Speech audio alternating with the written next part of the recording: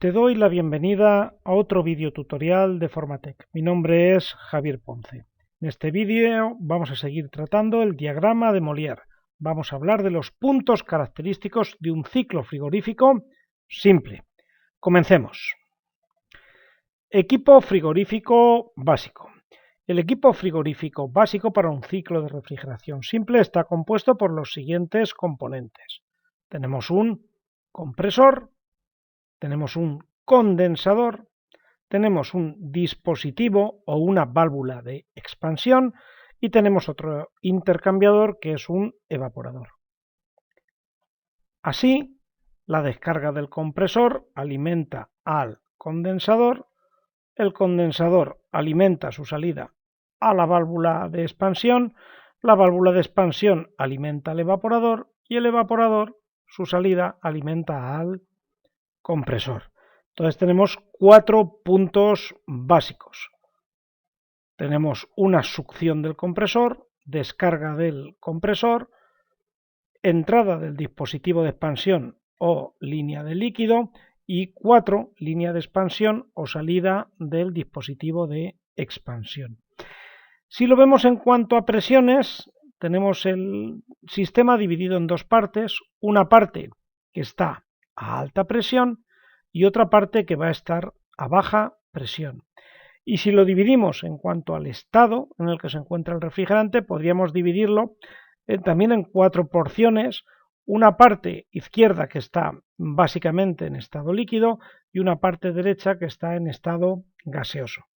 Entonces tenemos la línea de succión del compresor, la descarga del compresor, línea de líquido, línea de expansión.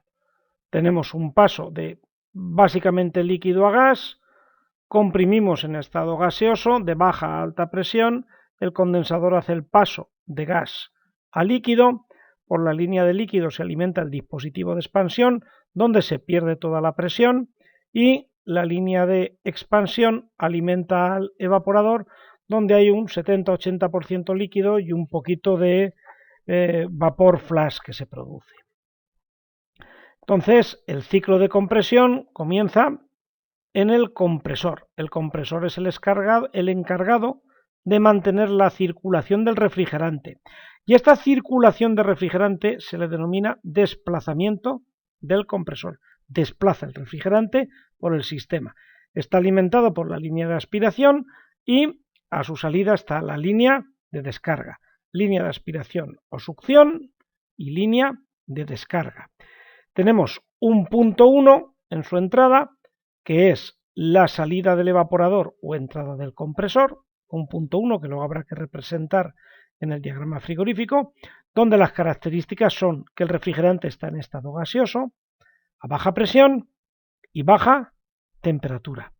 Y el refrigerante a su salida estará en un punto número 2, que es la salida del compresor y la entrada a la alimentación del condensador, donde las características es que tenemos un refrigerante gaseoso a alta presión, aumentado de presión y aumentado de temperatura. Tiene una temperatura muy elevada, la temperatura más alta que se consigue en el ciclo frigorífico. Por ello, y para evitar temperaturas de descarga muy altas, pues en esta parte suele haber un Clixon, un dispositivo de seguridad por sobretemperatura. El compresor alimenta el condensador, entonces se produce una condensación en una batería de intercambio. Se aumenta la presión con el objetivo de aumentar la temperatura de condensación del refrigerante, un diferencial por encima de la temperatura del medio al que le va a ceder su energía, que puede ser aire en un aparato de acondicionamiento de aire o agua en una bomba de calor aire-agua, para facilitar la cesión de energía en el cambio de fase gas a líquido del refrigerante. Entonces es un simple cambio de estado. Entra el refrigerante en estado gaseoso y sale en estado líquido. Se produce una cesión de calor al medio exterior, pues en un intercambiador de este tipo, al aire, en un intercambiador de placas, al agua. Expansión. Es un punto del ciclo frigorífico donde simplemente se pierde presión. Entonces hay una válvula de expansión o un dispositivo de expansión alimentado por una línea de líquido, el líquido que sale del condensador, y una tubería que lo une con el evaporador, la tubería que va a alimentar al evaporador, la línea de expansión. Parte de un punto número 3, que es la salida del condensador, y la entrada del dispositivo de expansión, donde las características es que tenemos refrigerante líquido a alta presión y a un poquito menos de temperatura que a la entrada del condensador, a una temperatura que podríamos decir temperatura media. ¿Y qué tenemos a la salida? Pues un punto 4, la salida de la válvula de expansión o el dispositivo de expansión, que es la entrada, que es la alimentación al evaporador. Las características es que tenemos el refrigerante en una mezcla líquido-vapor flash, que se produce por la caída de presión, baja presión y la temperatura más baja del sistema, el punto de menor temperatura. Llegamos a la evaporación. En una batería pues de este tipo, refrigerante por ejemplo, aire. Se disminuye la presión en el dispositivo de expansión con el objetivo de disminuir la temperatura de evaporación del refrigerante, un diferencial por debajo de la temperatura del medio del que absorbe la energía. El aire en un intercambiador de este tipo o el agua en un intercambiador, por ejemplo, de placas, para facilitar la absorción de energía en el cambio de fase de líquido a gas del refrigerante. Entonces el proceso inverso al condensador. Tenemos una entrada de esta batería básicamente de líquido, refrigerante, y una salida en fase gaseosa. ¿Y qué es lo que ocurre? Que para que se produzca el cambio de líquido a gas ha de absorber calor del aire o del agua, de un medio exterior de intercambio. Y en esta absorción de calor, pues el refrigerante vaporiza y sale en estado gaseoso, logrando su objetivo. Ciclo frigorífico de compresión ideal. Vamos a hablar de la compresión ideal o isentrópica. Este es un proceso adiabático, es decir, que la cantidad de calor que va a cederse al exterior va a ser nula y la entropía de entrada y salida del compresor va a ser la misma. Estamos en un proceso ideal, en un proceso de compresión ideal. En realidad sí que hay una pequeña variación de calor, pero comparada con el trabajo que desarrolla el compresor, podemos también considerarla despreciable. Entonces hay que saber el orden de magnitud del que estamos hablando. Entonces hay una gran cantidad de trabajo que hace el compresor y realmente, pues bueno, tenemos que saber que en el ciclo real sí que hay una pequeña variación de calor. A partir de la segunda ley de la termodinámica podemos establecer que la entropía, S, es el grado de desorden del sistema. La entropía es la parte de la energía interna del sistema que no puede utilizarse en un sistema para producir trabajo.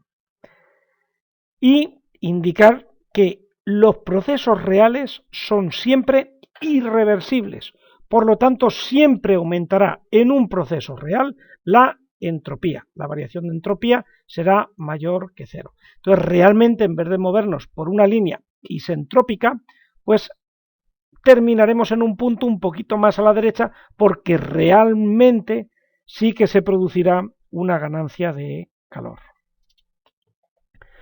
Ciclo de compresión ideal. El ciclo de compresión ideal es isentrópico, se mueve por una línea de entropía constante.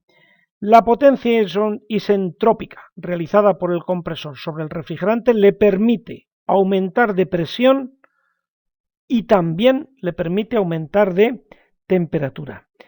En el ciclo real, el trabajo que debe realizar el compresor, como hemos dicho anteriormente, siempre será algo mayor. Hablando del ciclo ideal, en el condensador no varía la presión y no hay pérdidas de presión o pérdidas de carga. En el ciclo frigorífico ideal, el proceso de expansión es adiabático y no se realiza ningún trabajo, se mueve por una línea isentálpica de igual entalpía.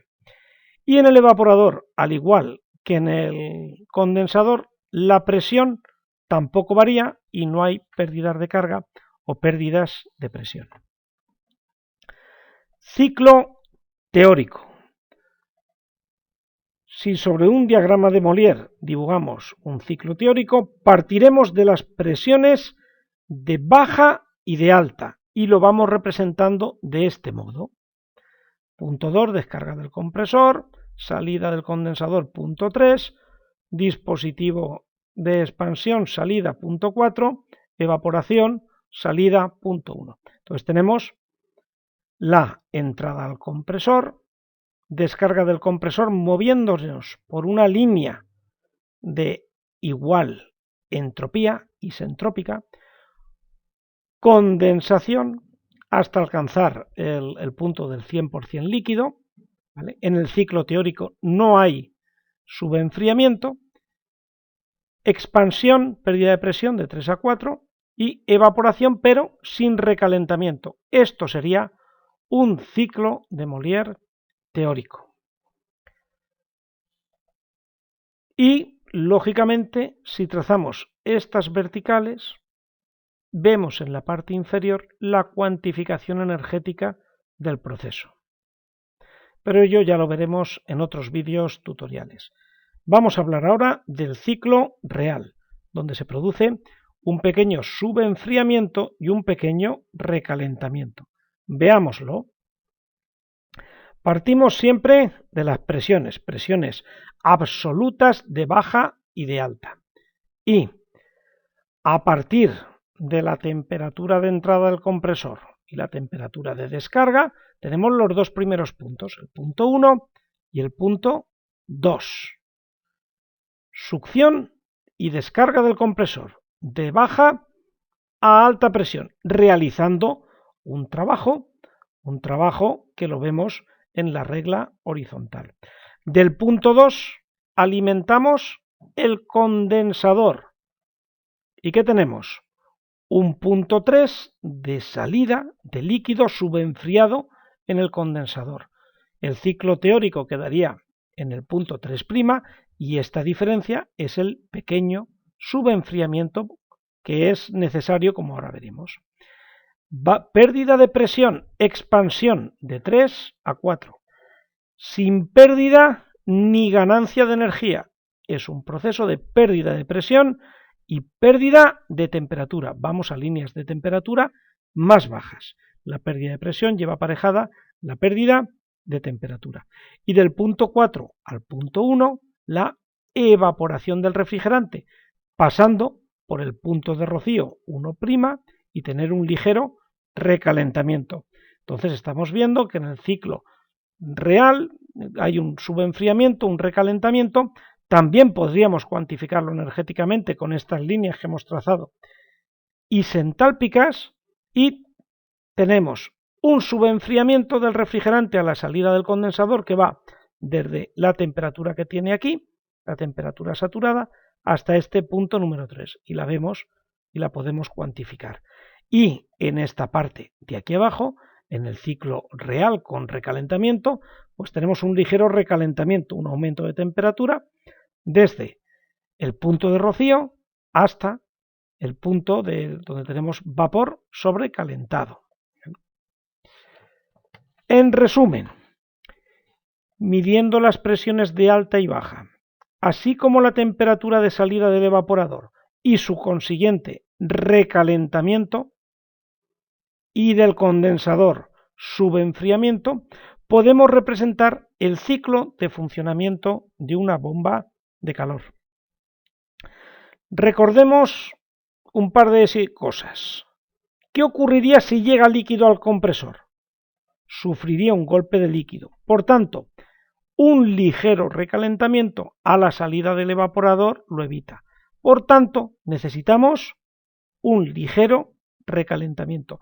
Y por otro lado, en un ciclo frigorífico real, también necesitamos un subenfriamiento, porque el subenfriamiento facilita que llegue líquido al dispositivo de expansión, que aumente la producción frigorífica, porque nos vamos a la izquierda del diagrama, por tanto el refrigerante puede absorber más energía en el evaporador y con menos caudal de refrigerante se va a conseguir el mismo efecto. Se puede reducir el tamaño del compresor y se puede mejorar la eficiencia del equipo. Así aumentamos la producción frigorífica.